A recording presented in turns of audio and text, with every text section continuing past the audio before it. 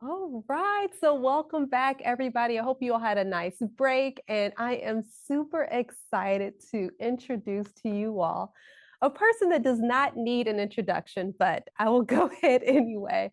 Mrs. Dean Phylicia Rashad, who is renowned for portraying Claire Huxtable in The Cosby Show and has starred in series such as This Is Us, Empire, the award-winning David Bakes Man, as well as her stage presence spans from Broadway and off-Broadway roles such as Jelly's Last Jam, Dreamgirls, A Raisin in the Sun, and so many more. Ms. Rashad has been honored with a 2016 Theater of Hall of Fame for the Lucille Award in the same year, as well as she's been noted as a directorial debut with August Wilson's Gem of the Ocean and continued with plays such as Fences and A Raisin in the Sun.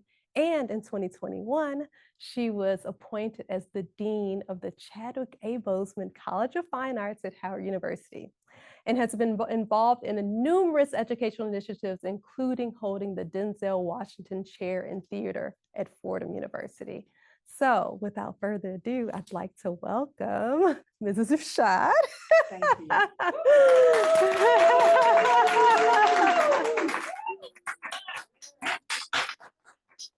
I just want to start off by just thanking you for being here today. It is such an honor and a privilege to have you here. I'm speechless, but I have so much to say at the same time, if you know what that feels Okay. like. Yeah, I do. Yes. So I want to start off first with I came to your office and presented you with this gift, this quilt, as a way to submit a proposal to you to see if you'd be interested in coming to speak with us. And within 2 seconds of you seeing that quilt, you had an overwhelming response to it. Can you talk about why you, what that feeling was and that sort of thing? Well, first of all, it's a master work. Just from an artistic point of view, it is a master work. I met Edjanetta Miller some years ago when I was working at Hartford Stage in Hartford, Connecticut. And she was one of the founders of the network of African American women quilters. And at the time, my daughter was quite young. She took my daughter under her wing. And while we were working in the theater, she took my daughter home with her because she was teaching quilting classes to young people. And my daughter came back with this little banner she had created. I still have that. And it was remarkable. I had not quilted before, but I grew up in a home where quilts were used, which is not uncommon in a lot of homes, especially Southern homes, African American homes, right? But I had not always understood quilting. And when I say I had not understood it, these pillars that you have, this is what quilting is about, yes? So the artist John Biggers has created a work called The Quilting Bee, which he gifted to my mother. And after seeing this exhibition in Hartford that year, I'd never seen quilts like that before. They were crazy quilts. There was the star pattern. And then there were quilts that were just like the stories we tell. Just pure expression of, So when I saw this quilt, the stories we tell, I recognized what it was immediately. That it is blessed by the hands that made it, because the heart moved into the hands that made it.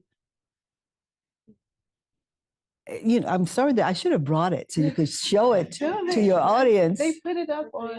Yep, they put the picture up. Okay, so then you can see and it was a gift from you, yes, and it felt like a blessing as well to receive it. Yeah. Yes, so I mean, what was I going to do but say yes, I'm coming? What was I gonna do? Yeah, yeah. So we started when I asked each of the artists and the teachers. So we had a mixture of teachers in the studio, as well as my mother, who put one of the blocks, and one of our members also. And so the call was, why is it important for us to tell our stories? That was the question that we asked. And so now that I've asked them, I'm going to ask you. Why is it important for us to tell our stories? Storytelling is fundamental to humanity. Since the dawn of time, people gathered around fires or just in open spaces, or maybe it was just two or three, to tell stories. Some were actual accounts of things that had happened. Others were great imaginings. Zora Neale Hurston wrote about that a lot, And it's very interesting that you should ask this question, why is it important? Because I was just with the actress Regina Taylor in Aspen, working with a project that's called Solo Flights. This is a one-woman piece that she's creating. And it is about the importance of remembrance and speaking it, remembrance of history, and the importance of speaking it. Yeah. And this was about her growth as a child in Muskogee, Oklahoma, and what that was like. And it was so important to tell because this is how people connect. Yeah. That's what's important about it. Yeah. Mm-hmm. Yeah. I mean, I'm thinking about the quilt, first of all, and how each one of them had a different aspect. And Carol, do you want to just tell the block that you had? Yeah, just go to this mic here. And this was the one block. Yeah, right there at that mic here. This was the one block that's, describe it so that the people can see it as well. So basically, my block was the one in the upper left-hand corner. And basically, I just said, well, what is the answer to that question? Why do we tell our stories? And the answer to the question for me was growth. And then I began to think about the where my own growth came from. And my growth comes from so many things, knowledge and culture and all of these things, creativity. And because of that, I have her coming and blooming and heading toward the sun and not allowing herself to be dimmed. So I hope when you look at it and you look at that particular block that you get where I was coming from with that. Beautiful. Thank you. Thank you. So in that picture, of course, we're standing in front of the Chadwick A. Boseman College of Fine Arts. To me, that's full circle. I did graduate from Howard with a business degree, but I spent every single day in that building. I took enough ceramic classes to have a minor in ceramics. Oh.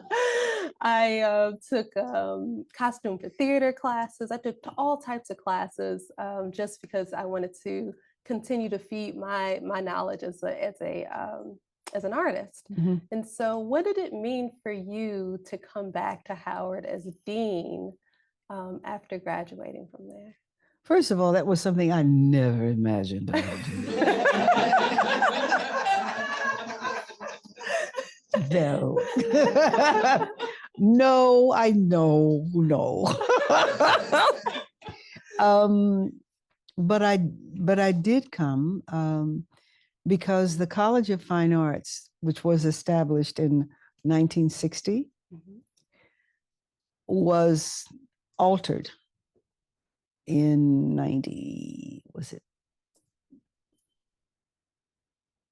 it's 97, 98, somewhere in there. I should remember the exact year. I was very upset about it.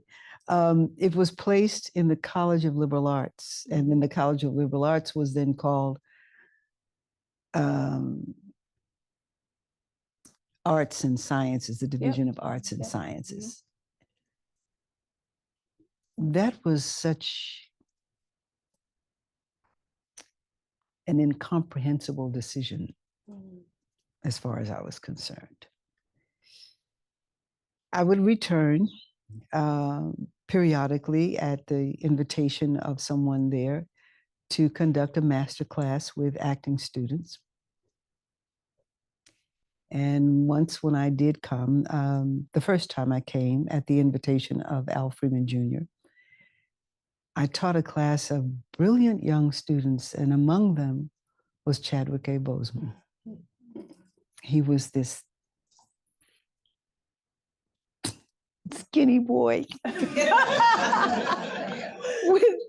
with the warmest eyes and the brightest smile. I looked at him one day, I said, "Child, you need a pork chop and some corn." But he was like, he wanted to know everything there was to know about theater. And not just about theater. He wanted to know. He's a brilliant writer. And he was a directing major who ends up this famous actor. He's really good at it, right?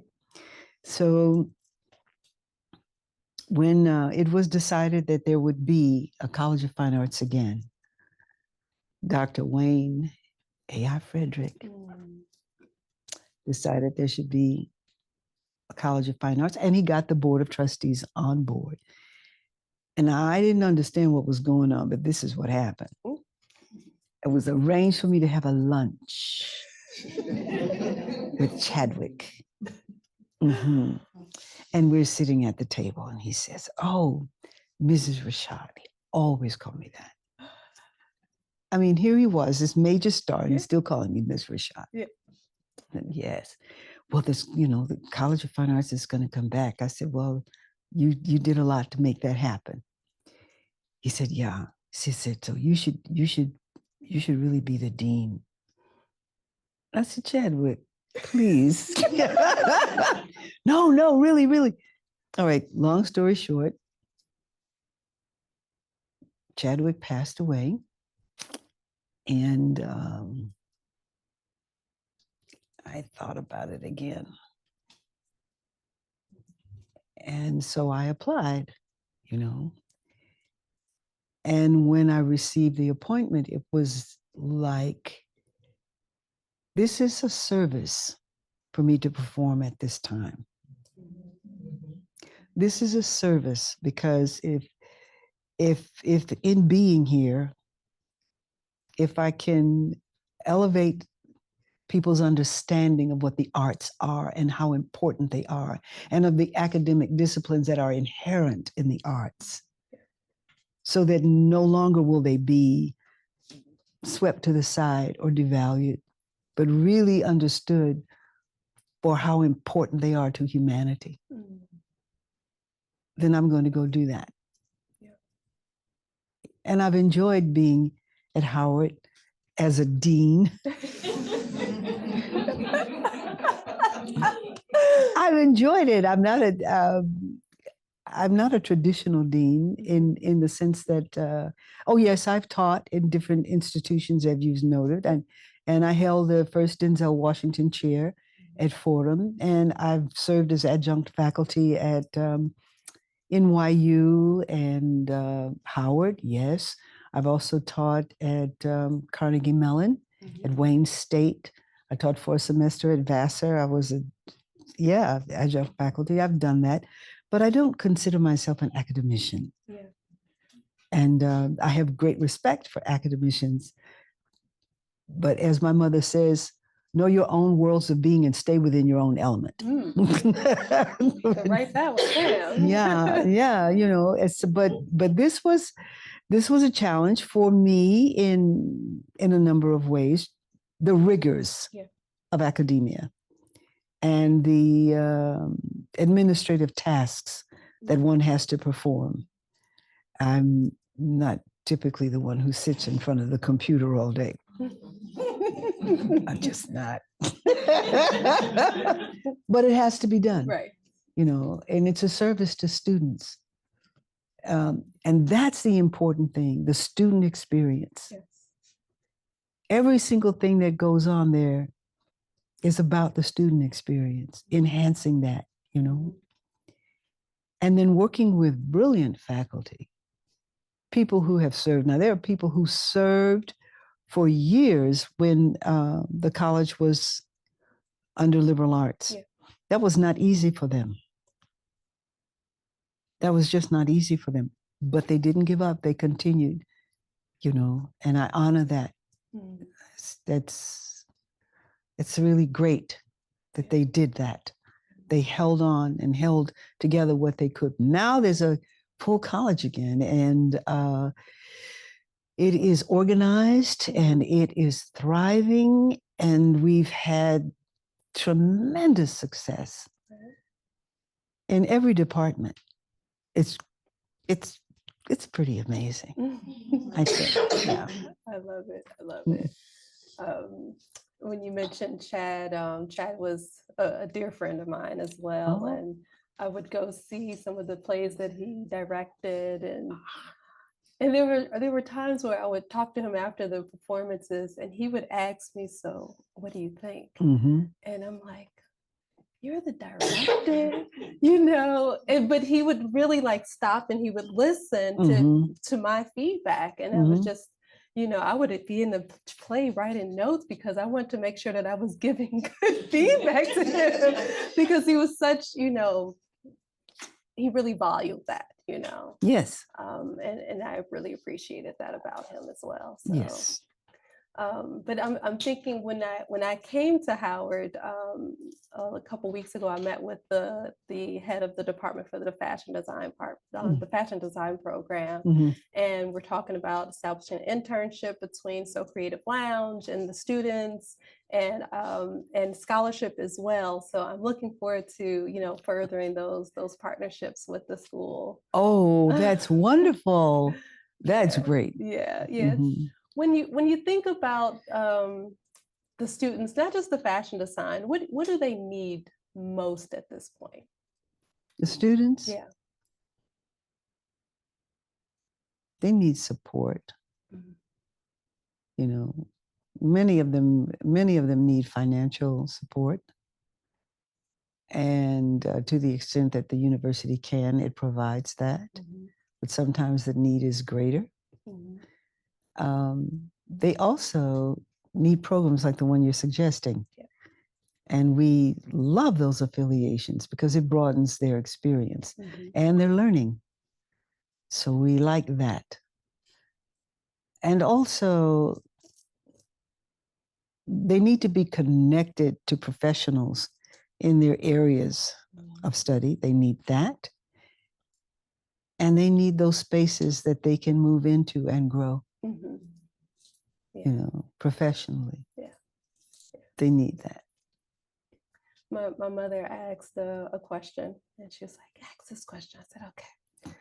So her background is in curriculum development. She did worked in the arts, taught art in the Chicago Public School for 30 years, and then she did art curriculum for the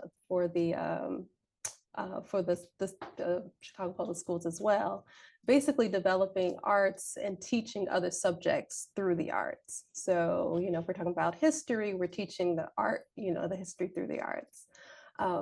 She asked the question, do you think that all fine arts students should take business classes along with their curriculum? Should that be an important part of their studies? Not all of them. Not all of them? Okay. Not all of them, but certainly those who are interested in it. Should they all take business classes? Well, I'll put it to you this way. Okay. I think all of our young people should learn about money. Yeah, they should learn about money. They should learn about money. They should learn how it works. because money works in ways that a lot of people don't understand. Yeah. So they should learn about how to manage their finances. They should learn how to plan. Yeah. They should learn those things, the value of things. So then they'll go running off, just spending it all as soon as they get it. Oh my Because it's like, gosh. oh, happy day, I can do this now. Right. Right? No, no, no. Yeah. Yeah, but they should. So to that extent, I would say yes. Yes. Just general money management. I should think so. Yeah. And to understand the value of it and what it really is.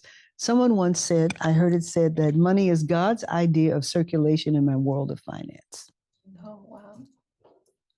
I like that idea. Mm-hmm. Yeah. Mm-hmm. All right, so it's truly fascinating when I see families with multiple siblings like at the pinnacle of their field, right? So you have Venus and Serena Williams in tennis, you have Michael and Janet in music, and then in the arts, we have you and your sister, right? So what was your upbringing like? Like, was art like, all around you? Like, what did that look like in your home? Art was around us. And we were making mud pies and climbing trees, jumping fences. Yeah, we did all those things. We were majorettes. Oh, wow. Yeah, we did all those things. We did all the things that young people did. I don't know that they still do. I think they still do some of them. Yeah. We played jacks for hours. Oh yeah, we played jacks. And the boys shot marbles and we stood around and watched that. And we twirled batons as high school students. But in our home, yes, there was always art. Our mother, Vivian Ayers, is a poet and a scholar and a cultural arts programmer. She served on the advisory board of the National Endowment for the Arts. Yeah, and among other things, she was a student of Greek at Rice University, and she continued her studies at Columbia, and I think she went to, it was either Rutgers or Princeton. I used to send her out there somewhere. She would go, well, somewhere, whatever she wanted to do, and I was able to give it to her. I would give it to her. So I had a car take her out to New Jersey from Mount Vernon. Many times that she had to go out there to go to class. And yeah, she was very serious about this and very serious about learning. My mother taught us to read music when I was 6 years old. Oh, wow. And she invited all of our friends into the house to teach them as well. It was my first lesson in fractions. Yeah. And I never forgot it. She was explaining note value and how in 4/4 count, what she did was she used candied Easter eggs. She said, this is a whole note. And in 4/4 measure, it gets 4 beats. Then she divided it in half. And now you have 2 half notes, and each will get 2 beats. She proceeded to divide that egg into 16 parts. Oh my goodness. It was my first lesson in fractions, and I never forgot it. I didn't realize I was learning fractions. You see what I mean by academic disciplines inherent in the arts? Exactly. Yeah. That's what our home was like. And John Biggers, famed artist, was who was from Gastonia, North Carolina. My mother's from Chester, South Carolina. They were childhood friends. He was in the house all the time. And he illustrated her second book, Hawk, which we republished this year through Clemson University Press in honor of her 100th birthday. Oh, yes. I love it. Yes, I love it. yes. So it was like there were books everywhere, and there were books about different things. Philosophy and art and theology and novels. It was just like that. I mean, that and the mud pies went together. It was just the way it was, you know, it was just the way it was. Yeah. So, and you talked about when we met last time, you talked about a quilt that she wants to give to you or wanted to give to you. I said, that was right? My mom? Yeah, I thought that was it your mom? Okay, never mind. Okay. Let's go on to the next question. But you did talk about that she had a gallery. Okay. Well, and what type of art did she painter? Oh, there was sculpture. There was an additive sculpture piece by Jesse Lott called The Bull, and it was made of wires and all kinds of metal pieces that you'd find in a junkyard, and it's the most impressive thing. I can't even do justice to describing it. There were paintings, yes. There were carvings from Africa. There were, my mother made friends with an art dealer, and she acquired the most exotic pieces. Wow. I said, Mama, you know, you're richer than everybody. You know you are, right?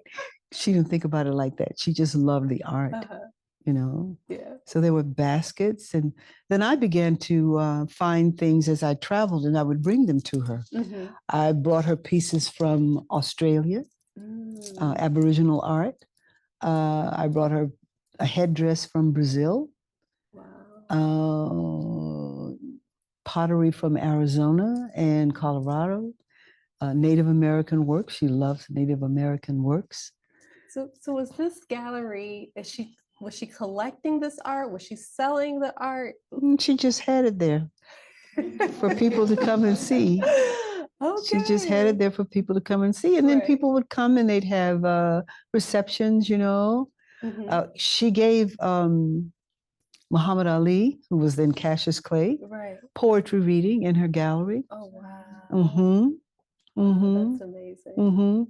She was always doing something that nobody ever thought of. She sounds like a wonderful woman to meet. Yeah, she was interesting to grow up with too.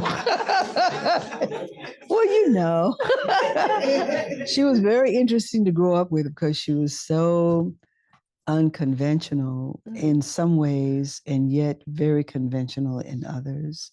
Right. Because I was listening to another interview of yours, and you talked about you moving to Mexico. That's very unconventional. It was very unconventional and quick.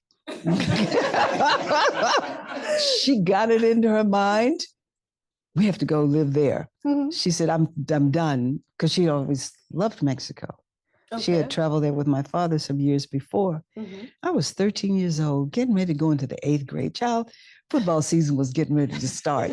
I mean, you know, you want to sit there with the cheerleaders, you know, you want to be there. And just, Mexico City, I don't know. And not only that, she decided we travel on the bus. She said, you have to see the country. You have to see the people. If you get on a plane, you just go from one airport to the next. You didn't see anything. You didn't experience anything. And you know, I'm 13 years old looking at her like, okay. And my poor father.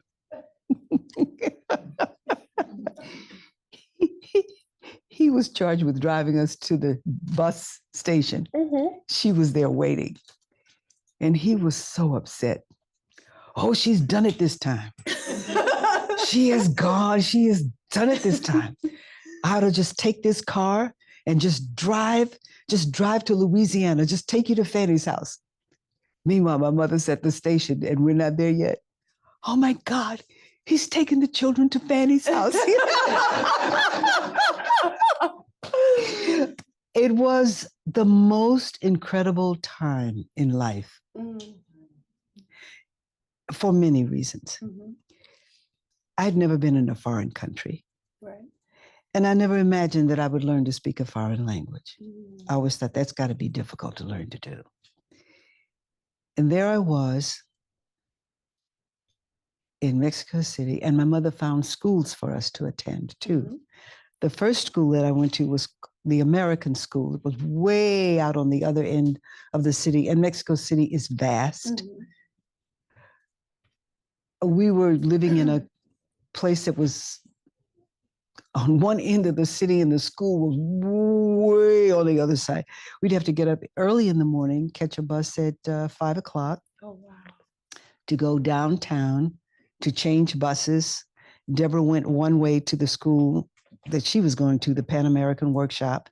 And I had to go to the Monument of the Revolution to catch the bus that would take me out to the American school, which was by the University of Mexico, which was on the other end. If you can imagine this, I was 13 at the time, and Debbie was 10. She wasn't quite 11. And there we were moving around the city. We wouldn't do this today, moving around the city by ourselves like that. Oh, wow. I mean, my mother, we weren't afraid. Yeah. It was daring, yeah, but we weren't afraid. And nothing happened to us, thank God, because that didn't necessarily have to be the case. Yeah. But she had that faith, and she, I don't know, she just, that's the way Mama was. She was like that, you know. There we were. And I discovered many things. I discovered there were a number of American people, families who were living in Mexico because they were in industries that had offices there. There were children my age and younger who spoke Spanish fluently, American people. It was probably the loneliest time in my life as well, because I ended up changing schools, going to the school that my sister was in, and they didn't have an 8th grade. So they put me in the 9th grade, and all of the core courses and that particular year and that semester were taught in Spanish. So I sat in English, and I sat in science, and I sat in algebra, not saying a word, because I couldn't understand what was being said. This is what happens when people don't speak a language. It's so easy for people to think that you are not intelligent. And so I understood what it was like for students who came from Mexico to Houston to live, who didn't speak English. And because they don't speak English, you think they don't think. Oh, but they do. And if people knew the half of the history of Mexican culture, you'd be welcoming these people to this country. If you knew that history and that culture, the wealth of it, the intelligence in it, yeah, the attitude would be very different. Yeah. We went to Palacio de Bellas Artes every Sunday because we were living with a family at one point that had a daughter who was singing in that, and that was a great experience for us. Carlotta's Castle became a playground. The world was free. There wasn't segregation there. There was legal segregation in our country at the time that we were living there. The world just opened up in many ways. And yet it was a lonely time for me because I didn't have any friends. I just didn't. There was no room to make friends because the school that I attended was not in the neighborhood in which we lived. And we lived in different neighborhoods. We lived downtown, then we lived with this family, then we moved back downtown. Then finally we moved all the way out to Chapultepec Morales, which was a very fine and sophisticated neighborhood. And we had an apartment that was at the top of the building. And in the morning and in the evening, because sunrise and sunset, you could look out over the balcony and see Popocatépetl and the Sleeping Lady. These are two iconic mountains covered in snow.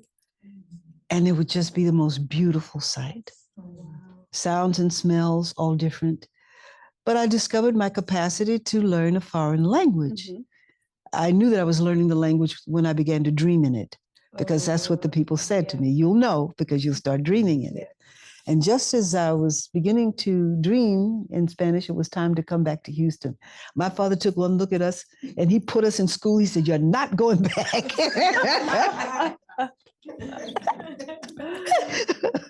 That sounds like, 'cause I lived in Senegal for about 8 months, and it was around that 8th month time where Mhm. I was having a full conversation, and I woke up and I was like, "Did I really just dream this in French?" Oh. Yeah, but and then it was time to come back. My then boyfriend, my husband, who I'm pointing to back there, he came and proposed to me in Senegal. So Oh.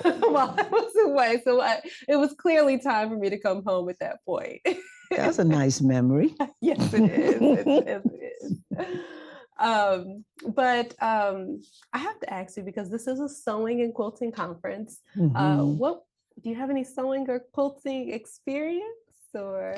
Well, after my mother taught me to sew when I was 6. Okay. She taught me how to do base stitch Okay. and she taught me how to hem. Okay.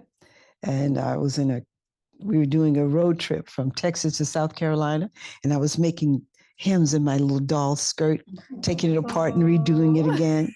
And then later she would teach me to cut patterns. Mhm. And I remember one summer I made my school wardrobe. Oh, wow. Well, my mother's mother was a seamstress Okay. who had attended Hampton University. Mm. Hampton, yeah, back in that time. There you go. But it was called Hampton Institute in those days. Okay. And she was a seamstress, and that's what she was studying. And my mother told me she could make anything. She could draft her own pattern just looking at a garment. Wow.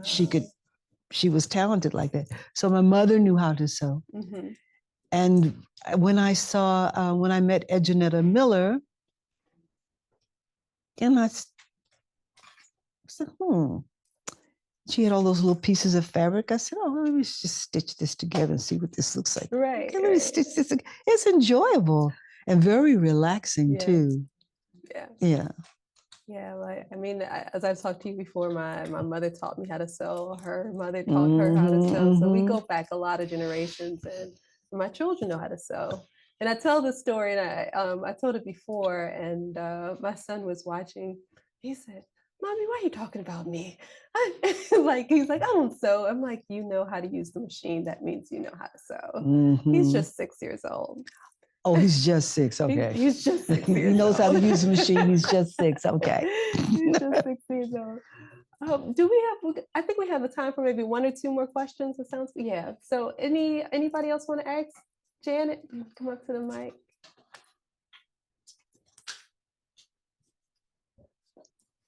My question, after hearing you talk about your mother, what advice did she give you that you absolutely refused to take when you grew up? And that one is too hard. No, it's not too hard. There was a time I forgot my own world of being and stepped out of my own element. And I learned. And I learned. So my second question is, when and what were the circumstances when you discovered that you had turned into your mother? That's happening now. Yeah. My mother always said that I was her writer who never wrote. She's a consummate writer. And she said, "You're my writer who never writes." And I said, "Well, Mama, I'm doing this and I'm doing that and I'm doing this. I don't have time to write." My mother would get up every morning from 3 to 6. Since I was a child, she was up from 3 to 6, and those were her hours for writing because we were asleep and the world was quiet. She was very disciplined about that. She sounds like a phenomenal woman, and I can see where you get a lot of yours from. Thank you. Thank you. So what's next in your world? How should I know?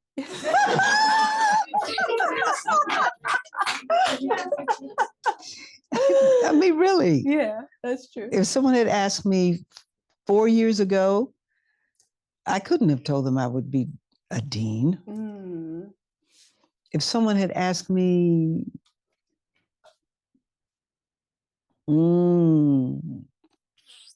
30 years ago, I couldn't have told them I would receive a Tony Award. Mm. If someone had asked me 50 years ago, I couldn't have told them I'm going to be on the stage in London. Mm. If someone had asked me when I was in college, I couldn't have said I'm going to work with Mr. Cosby and be in a #1 show on television. I don't know. What I do know is that I'll continue to study. Mhm. I'll continue to learn. I always ask myself, just how creative can I be? That's my question. How creative can I be? And that entails many things, you know. Creative as an actor, yes. Creative as a director, yes. Creative as an educator, yes. Mm. And writing, okay, mommy, maybe one day. I did write the introduction to the republishing of her book. Oh, Yeah, nice. I did write that, and that was that was really the most rewarding adventure and experience, because my mother never stopped working on that book, and I had a copy of the manuscript with her handwritten notes in the margins. Mhm. And so I knew what she would want, how she would want to rephrase a thing or refine a phrase. Right.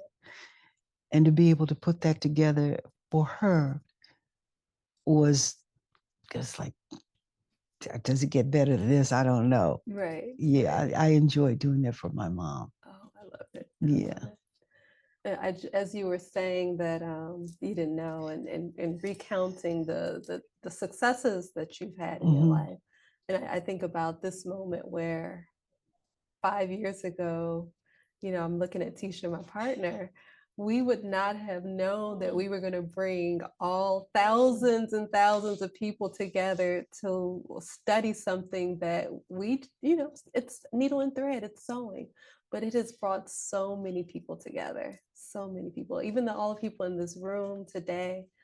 Um, so I probably I can't even answer that question for myself. Yourself, no. So, But I do want to say this to you. Thank goodness for what you're doing. thank you. I look around at people and how we lose skills, fundamental things that people used to just do.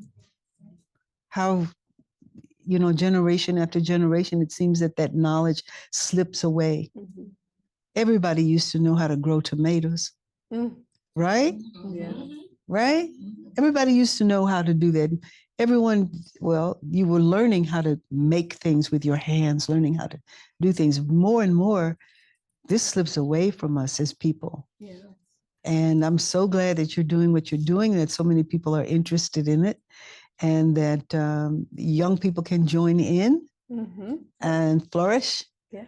And I think it's very important. Thank you. Absolutely. Thank you. Absolutely. Well, in closing, I have a gift for you.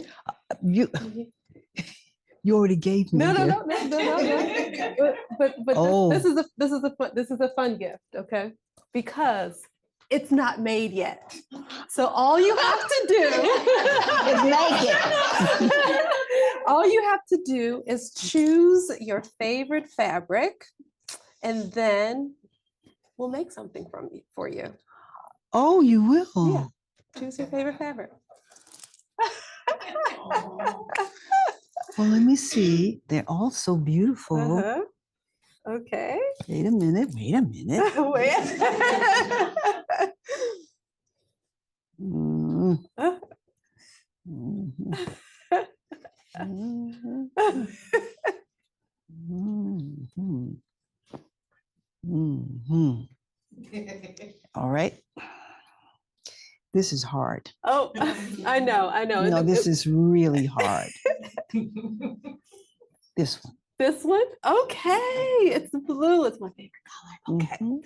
All right. Well, in a few weeks, we will have something for you.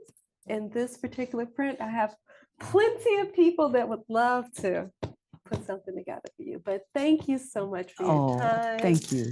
We really do appreciate you coming here and Thank speaking you. with us and just talking about us about why it's important to tell our stories. And we have our marching orders. This has invigorated us to continue to do the work. As you know, as an artist, it's not an easy path. Mm. It's not an easy path. So every moment that we get that allows us to, pull in some energy so that we can keep marching forward. This is definitely one of those moments. So I want to thank you again. And yeah. Thank you, Miss Cicely. Thank you. Thank you so much. Thank you, ladies. Thank you. Oh, and people in the chat are saying thank you. Oh my gosh, so many thank yous in the chat. It Oh. said my heart is full. Oh, my eyes are deceiving me right now. Beautiful interview. Thank you so much. Lots of hearts. So there's at least, how many people are there? About 500 people watching live right Oh. now, and a lot of people that are going to be watching this recording. So I want to take this moment just to close out this So Much Soul conference. We have been together. The VIPs, we started 5 days ago, but this conference actually started Friday. We've been here since 11 o'clock this morning, Oh. teaching embroidery and alterations and upcycling classes. It's been an amazing experience. So this is a wonderful opportunity to be able to close out this weekend with you. So thank you all so much. And thank you all. And we look forward to seeing you in the next So Much Soul conference. And have a wonderful, wonderful night. And post your homework. I'm sure Tisha gave you something to do, okay? Post it, all right? And don't get distracted. But tell them, post that homework. Post your homework. All right, have a wonderful night, everybody. Good night.